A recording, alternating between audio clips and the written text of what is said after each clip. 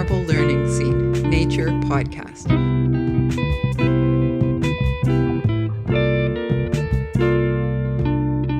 Today, we are doing our first podcast rant. And that is because I am a hydrogeologist and I would like to rant about private wells. I'm not a certified well technician, but I have worked as a consultant and with a conservation authority. And through my time with those two organizations, I've learned a lot about wells and septic systems. And I just wanted to focus on wells today to give you a little bit of information about your well, if you have one.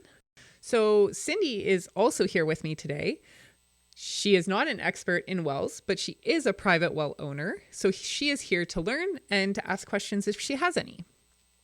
So I'll start off by saying that not everyone is on well water, getting groundwater from the ground. If you live in a city or a town, you are likely on municipal water. And in Ontario, that could be from groundwater wells, or it could be from a lake. If you aren't in a city, then it is highly likely that you are getting your drinking water from a well. And that private well is typically in your front yard, and it will be a tube about 6 inches in diameter that sticks up. There are two types of wells. So I described one. The one that is a 6-inch diameter metal casing is called a drilled well. These wells tend to go much deeper than the second type of well. I have a question about the drilled well, because mine is a drill well. How do they know when to stop drilling, and how do you know when you actually find water out of those wells? So that's a great question, and something I could ramble on about forever, but a shorter answer is they know about the geology in this area already. So they're probably already targeting a specific aquifer, which is groundwater is plentiful, and they will know approximately how deep it is. And the driller who is drilling will just keep an eye on what they call cuttings, so the rocks and the sediment coming up during the drilling process, to see when they reach that location. And then what they always do is, with any well that's just been drilled, they will always test it for its capacity. So if they missed, then they may have to re-drill, or you can always isolate a different area. In Kingston, where we are right now, we have bedrock. So most drilled wells, the screen that you're getting your water from isn't like a short 2-footer. It can be multiple meters long, which means you're getting water from a very large area. So it allows more water to be available. Okay, so the drilled well, we already know Cindy apparently has a drilled well in her front yard, and I have seen it before. It's this ugly brown tube sticking out of the ground. The second type of well is called a dug well. And this well is actually a concrete cylinder that is about 1 meter in diameter. And these are much shallower because, as the name suggests, they were dug. So hand dug or backhoe dug. So they typically only go 40 to 50 feet max. And a drilled well can go hundreds of meters if it needs to. So those are your two types of wells. The dug well, so the one that is concrete and shallower, unfortunately is more at risk to contamination because as the concrete degrades, and since there wasn't as good of a seal typically, surface water can potentially get into your well. In addition, they are typically older and so can get damaged and cracked, and also just provide new ways for surface water to get in there.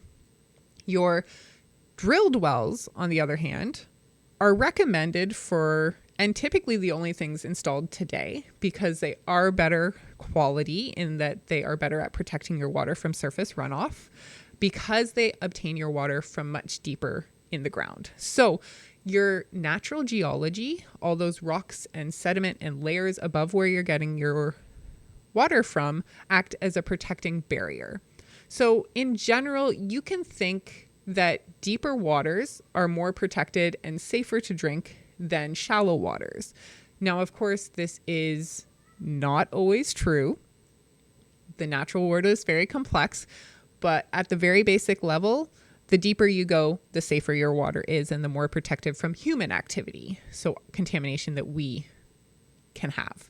Once you have that clean source of water, you want to make sure it stays clean. And the way that we do that is to make sure that what we do on the surface of the earth as humans doesn't impact our water. So I have a couple activities that you may want to be careful about and look out for, because these things are known to be potential contaminators of your drinking water. The application of fertilizer, salts, pesticides, and herbicides. The use of chemicals like organic solvents and DNAPLs, which is a grouping of chemicals that are called dense non-aqueous phase liquids. They're in things like dry cleaning fluids. So you find them in very small quantities in your typical house. Also, the disposal of waste is considered a threat to our drinking water. So if you have a septic system, that is a threat. Also, taking too much water from the ground is a threat, and decreasing the amount of recharge, where recharge is the water that is able to come from the surface of the earth back into your groundwater. You can decrease recharge if we're paving large areas or putting up lots of buildings and taking away that natural filtration. So I have a couple questions. I have noticed that generally my well is in the front, my septic bed is in the back. Is that why they keep those two things so far apart, is to separate that threat to the well? Yeah, that's a great realization. They definitely always put your well on one side of your house and your septic on the other side to make sure that your septic system doesn't flow directly into your well. Now, you are right in that most of the time the well's in the front and the septic is in the back. They will typically try and make it so that the flow direction of water, because groundwater does move in one direction, although it's hard to see, is from your well to your septic. But if that isn't possible, there is a minimum distance they have to be apart, which is supposed to be a distance that allows for enough cleaning of your septic effluent, so the waste that's coming out of the septic system, to make sure that the bacteria and everything has gone away.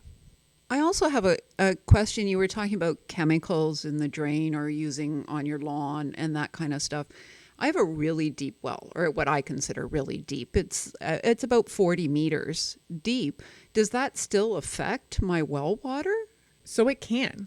So a well that is 40 meters deep, you're right, that's pretty deep. It can be a lot deeper. And it depends on the geology. So I know you, specifically being in Kingston, you are on fractured bedrock. Those fractures are direct avenues where surface water can get down to where your well is. So it would depend on the geology. If there is a layer of really thick, clay in between where you're getting your water and the surface, then your well is going to be even more protected. But there are typically always an avenue from surface water to your aquifer where you're getting your water. If there wasn't, then you'd be depleting your groundwater and it would never return. So that's why in source water protection, we tend to protect 100 meters right around the well, saying it's the most vulnerable. Not necessarily because it's going to go through the geology, but because it could go right into the well from where your well is drilled. Although there is the potential to go straight through the geology. Those were a couple of the activities that you should be careful of when you're trying to protect your well. So based on those, I do recommend several things that you specifically do if you are on a private drinking water well. And that is just don't apply pesticides. I know that it can be nice to apply pesticides and herbicides to deal with the pests in your yard, but these things, once they get in the groundwater, they just are impossible to remove. I also recommend not applying fertilizers. However, if you do feel like you need to apply fertilizers, just make sure you're following the instructions on the package. More is not better. And in fact, if you apply too much, that means there's going to be excess that the plants aren't going to take up, and that is going to make its way into your groundwater. And that is not something you necessarily want to drink. If you wash your car in your driveway, I do also recommend that you don't use chemicals, or you limit the chemicals you're using, or you use natural chemicals that will biodegrade. This is because those car washings could, again, make their way into your well or someone else's well. It's not always just protecting yourself, it's protecting the groundwater in general around you. Also, don't pave large areas of your yard, because that's going to decrease the amount of recharge into your groundwater system and potentially decrease the amount of water you have available to you.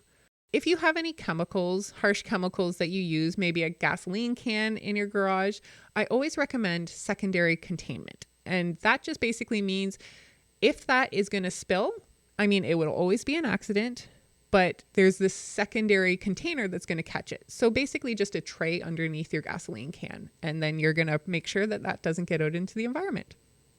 Finally, don't put chemicals down your drain. If you are on a private drinking water well, it's likely you have a septic system as well. So anything you put in your septic system is going to go straight into the groundwater. So if you were dumping chemicals down the drain, they are going into your drinking water. Now, if they get directly into your well, that's a different question, but it is going into the water that is potentially drinkable. I've talked about kind of the threats and the dangers to our drinking water well, a little bit about the wells themselves and what you can do to make sure you don't contaminate it.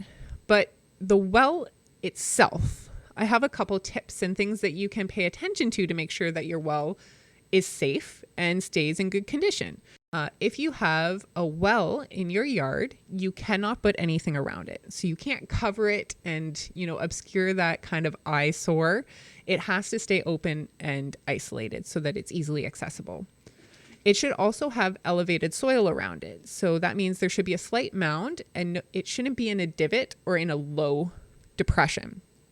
If it's in a low, water may accumulate there and then could leak down the casing into your drinking water. So if you notice that there isn't a little mound of dirt around your well, call a well contractor and get that alleviated. Or you can just pile some soil up around it, although I'm not a certified well technician and neither are you, unless you are. So it is always good to have someone who is trained in these things do all the inspection and maintenance to them. The final thing is test your water to make sure that it stays safe. It is recommended that you test your water at minimum 2 times a year. Once can be anytime you want, but it is always recommended that you test your water in the spring because that is when all of that melt is happening. So that is the highest chances that there is going to be elevated fertilizers or even E. coli in the water that you want to make sure you can test for. And I know in our area, and I assume it's the same through Ontario, that you can have your water tested by the public health unit for free. They have bottles for you to use. You don't just pour it into a standard bottle and take a drinking water bottle to them. They have bottles that they ask you to use that you put labels on, and then they test it to you and send you your result very, very quickly. Yeah, and that is exactly right. These are free tests that can be done for everyone on a private water within Ontario.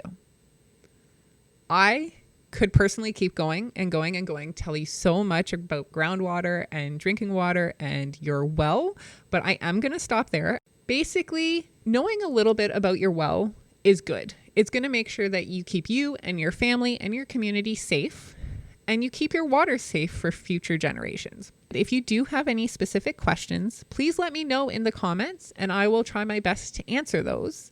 In the meantime, thank you so much for listening, and we hope you have a wonderful freshwater day.